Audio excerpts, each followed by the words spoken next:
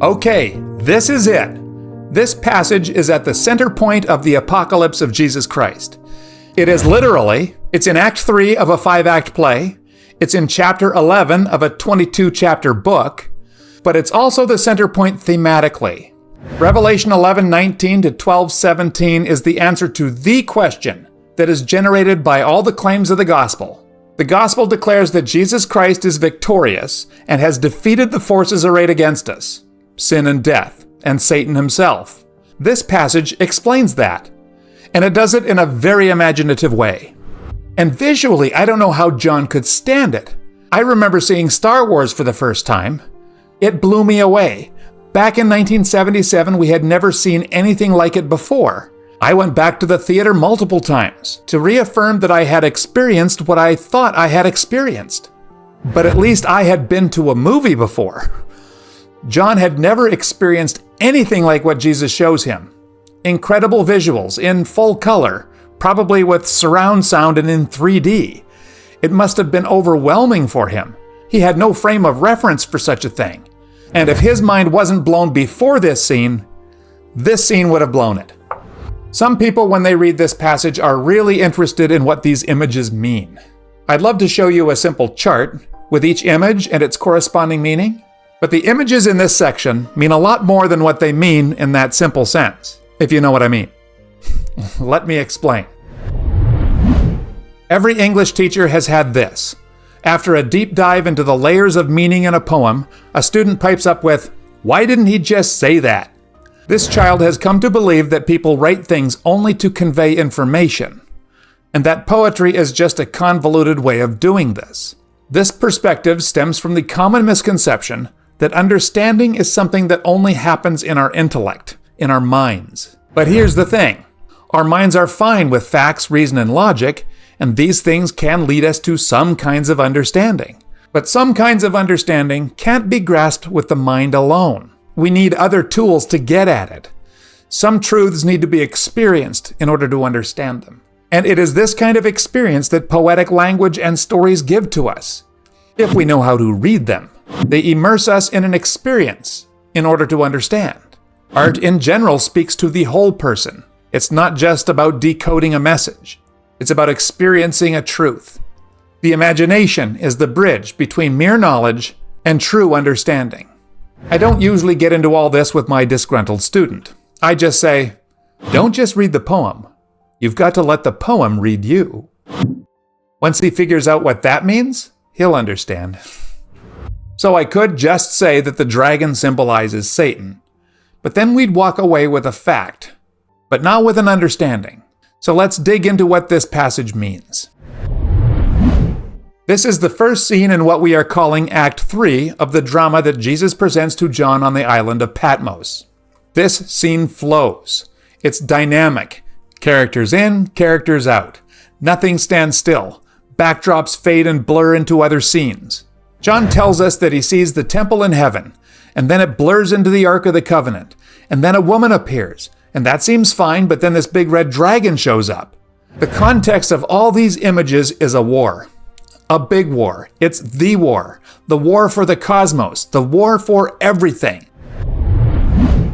At the end of Act 2, we had the sounding of the 7th trumpet, and then the Alleluia chorus from Handel's Messiah plays. The kingdom of this world has become the kingdom of our Lord and of his Christ, and he shall reign forever and ever. And then it's reasonable to ask the question, why doesn't the world look like that's true? If evil has been defeated, why is there so much evil? Stay with me. John says here in the beginning of Act 3, "Then God's temple in heaven was opened, and within his temple was seen the Ark of the Covenant. And there came flashes of lightning, rumblings, peals of thunder, an earthquake, and a severe hailstorm." See that word opened? We talked about how this word is the hinge upon which the sections in Revelation turn. At the beginning of Act 2, John saw an open door. The door of heaven was opened to him. And here in the beginning of Act 3, John sees the temple opened. John is taking us further in. And then he takes us even further in when he tells us that he sees the Ark of the Covenant. In the Old Testament, almost nobody saw the Ark of the Covenant. It was the most sacred thing on earth. It was a box layered in gold, and on the top of it were two angelic figures, also made of gold, and between them was the place that God met with the priest. And only once a year. It was the seat or the throne of God. The Ark of the Covenant was behind a lot of barriers. It was in the Holy of Holies, and to get there you needed to go through several courts and doors and curtains. And in John's vision, it's all open. Not only the doors are open, the Ark itself is open. He sees flashes of lightning and rumbling thunder and an earthquake and hail. These represent divine presence and activity. And John is invited to look at and into the Ark of the Covenant. This is an incredible image to the original audience. And what does John see when he looks into the Ark? That scene is described for us starting in chapter 12, all the way to the 14th verse of chapter 15. And this scene begins with the word sign, and it ends with the word sign. In chapter 12, verse 1, a great sign appeared in heaven. In chapter 15, verse 1, I saw in heaven another great and marvelous sign. And in this scene, there are 7 sub-scenes. They break down like this. And again, all this is about the war for the cosmos, the war for everything. This war has been going on for a long, long time. But there was a pivotal moment when heaven experienced a victory, a decisive victory. And do you know where that was? It was on earth. So that's interesting. We usually think that the things of heaven affect the earth. But here we have an earthly event having a massive effect on heaven. What we need to understand is that heaven and earth are interconnected. We modern people like breaking things up into categories, including heaven and earth. But this results in a messed up view of reality. Even Christians, we can easily think of heaven being up there and far, far away. But it's not. Perhaps they are 2 different dimensions, but heaven and earth are inextricably intertwined. Okay, now we need to look at the cultural context of this story. It's important for us to understand it. Not very far from Patmos, there's another island called Delos, and the Greeks believed that Apollo was born on Delos. When she was pregnant, Apollo's mother, Leto, fled to Delos to escape the dragon Python. He wanted to kill this new son of Zeus. Python couldn't find her on Delos because Poseidon had hidden it in a thick mist. This turned out bad for Python because 4 days after his birth, Apollo went dragon hunting, and that was the end of the dragon. Through the ages, God's people have been presenting biblical messages in the context of other stories. And they sometimes piggyback on those stories. Just one example of many is Psalm 29, which is patterned after a hymn to Baal of all things. But it's not a copy, it's a polemic. People know the original, but the psalmist has made significant changes to present a biblical truth. It's all about the changes.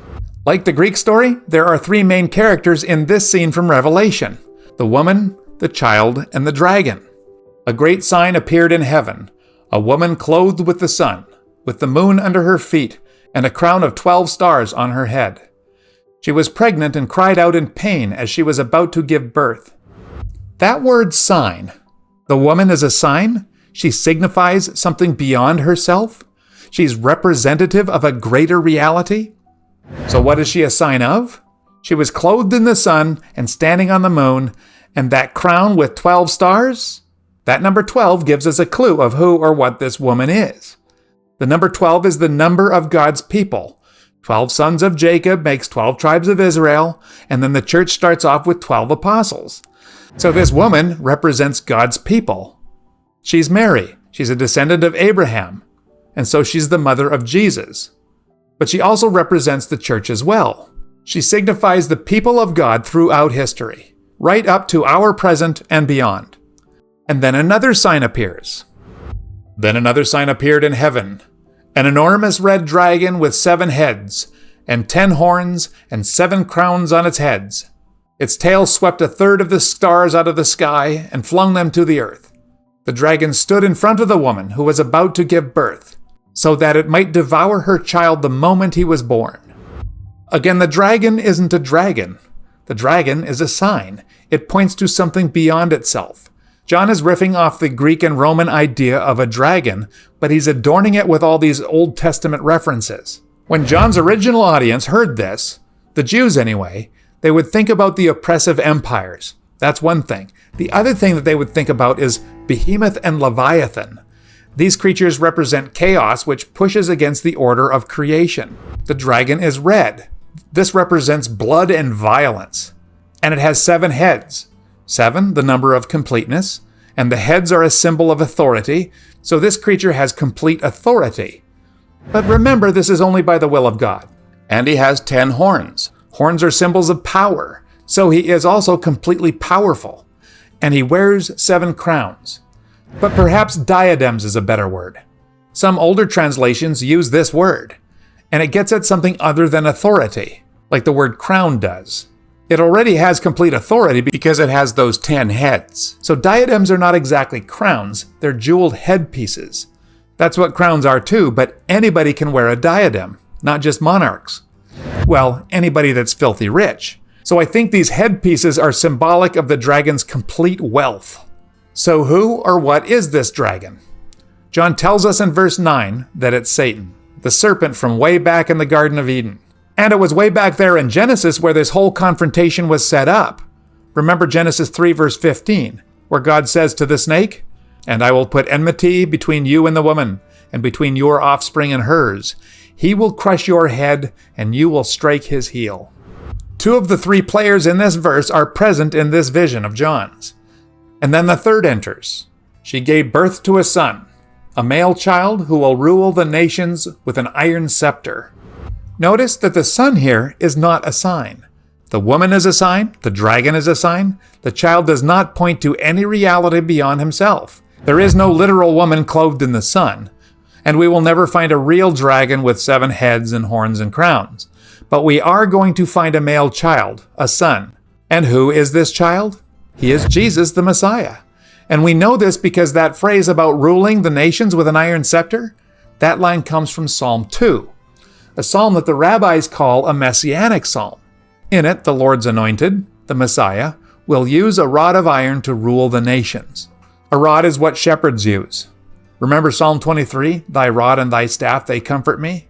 The rod is used to protect and guide the sheep. That it's made of iron means that it's super strong. So we know that the dragon is just waiting for her to give birth so that it can devour the baby. So what story in the Bible does this remind you of? Jesus was born in Bethlehem, and who tried to kill him? King Herod, right? In order to kill the new king, Herod the Great sent soldiers to Bethlehem and the area around and slaughtered all the baby boys younger than 2 years old. This woman-dragon-baby story is the Christmas story. It already happened. Remember that we don't ask of Revelation what happens next. We ask, what did John see next? The dragon waiting to eat the baby is a Christmas Eve story. It happens just before the nativity scene. But this one isn't so easily sentimentalized. In this one, evil plays a much bigger part.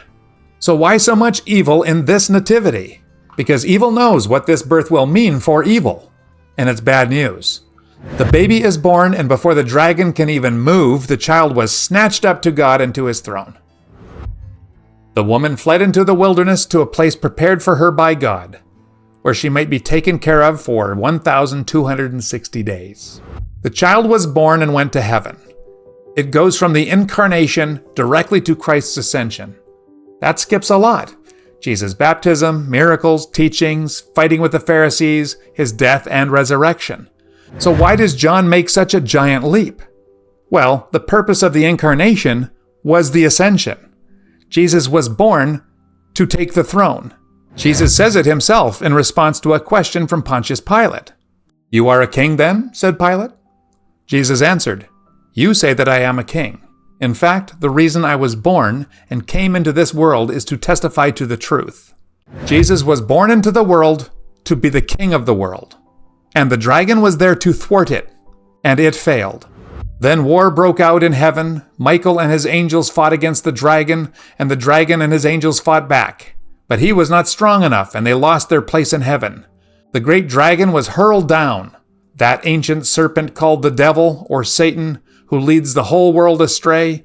He was hurled to the earth, and his angels with him. Then war broke out in heaven. Michael and his angels take on the dragon. And it seems as if the dragon has the support of some supernatural beings as well. Michael was a protector of Israel, so you could say his territory is the earth. And this is fitting because in this war, heaven wins the victory, and it does so through events on earth. All those things that happened between the birth and ascension of the child, the Son, all this happened on earth. That's the whole point of this vision. Darrell Johnson says that in this event, a war has been won for heaven on earth. Then what happens? And then I heard a loud voice in heaven say, "Now have come the salvation and the power and the kingdom of our God, and the authority of his Messiah. For the accuser of our brothers and sisters, who accuses them before our God day and night, has been hurled down. They triumphed over him by the blood of the Lamb and by the word of their testimony. They did not love their lives so much as to shrink from death. Therefore rejoice, you heavens, and you who dwell in them. But woe to the earth and the sea, because the devil has gone down to you. He is filled with fury because he knows that his time is short." This song of heaven starts with the word now. Words to this effect were Jesus' first words when he first began his earthly ministry, as it is recorded in Mark 1 verse 15. The NIV has him saying, "The time has come."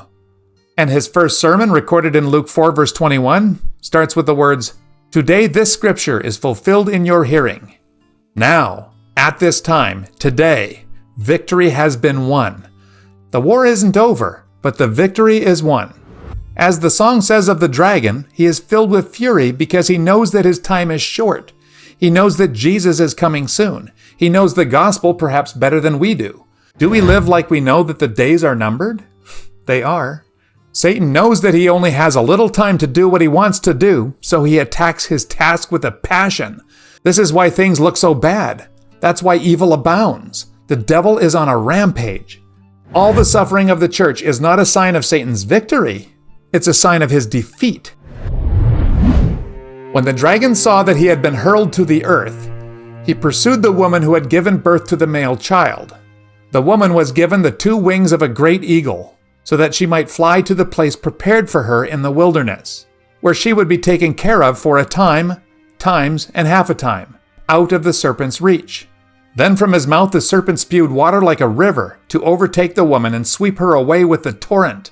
But the earth helped the woman by opening up its mouth and swallowing the river that the dragon had spewed out of his mouth. Then the dragon was enraged at the woman and went off to wage war against the rest of her offspring, those who keep God's commands and hold fast to their testimony about Jesus. He failed to devour the child who is now seated on the throne, so he's doing the next best thing. He's attacking the thing that Jesus loves most. He goes after the woman, who is the people of God, the church. The woman is in the wilderness for a time, times, and half a time. That's 1,260 days. That's 42 months, which is symbolic of the time it took Israel to go from Egypt to the Promised Land. Here it is symbolic of the time it will take the church to go from the crucifixion and resurrection to God coming to be with his people. And the point here is that the church has always been caught up in this cosmic war, and it will be until the end. In Revelation 12, we learn that the dragon goes after God's people in 3 ways. He accuses. The Hebrew word for Satan means accuser. In verse 10, it says that day and night he takes our sins before the Lord. He's claiming that we are not worthy of his love. So about that, if we are accusing and slandering others, we are playing the dragon's game. And that's not a good idea.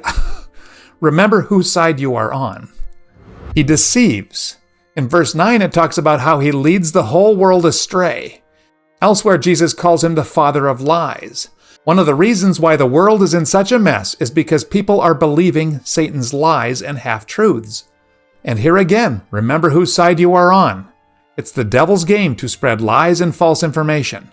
Don't believe it and don't spread it. And he kills. Not surprisingly, the dragon kills. He's red. In this case, that is blood and violence. And he uses these things to intimidate. People fear suffering and persecution, and we want to avoid it, and sometimes compromising will help us to avoid it. This is Satan's 3rd attack on the church. The dragon spews water like a river in an attempt to sweep the woman away. Darrell Johnson says that this river weapon is the cumulative effect of all the accusations, deceptions, and threats. It sounds like we might be up against some hard stuff.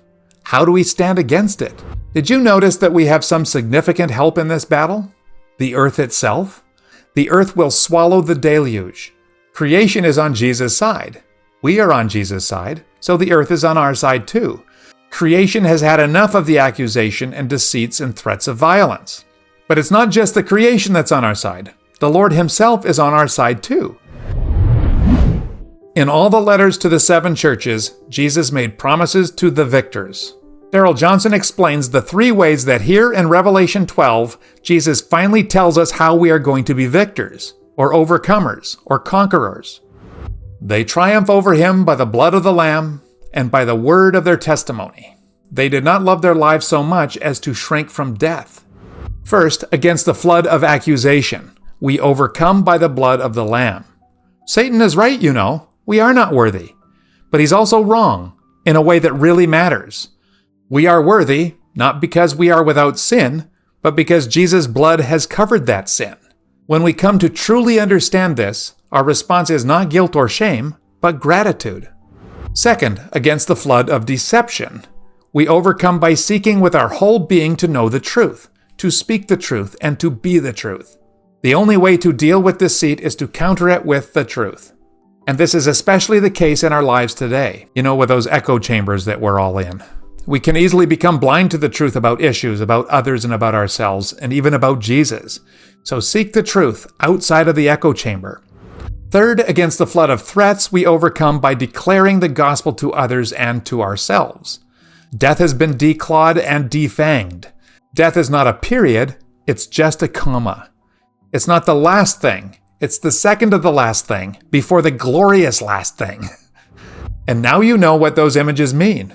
And I hope you also understand that John couldn't just say that. He had to communicate it in such a way as to engage our imaginations.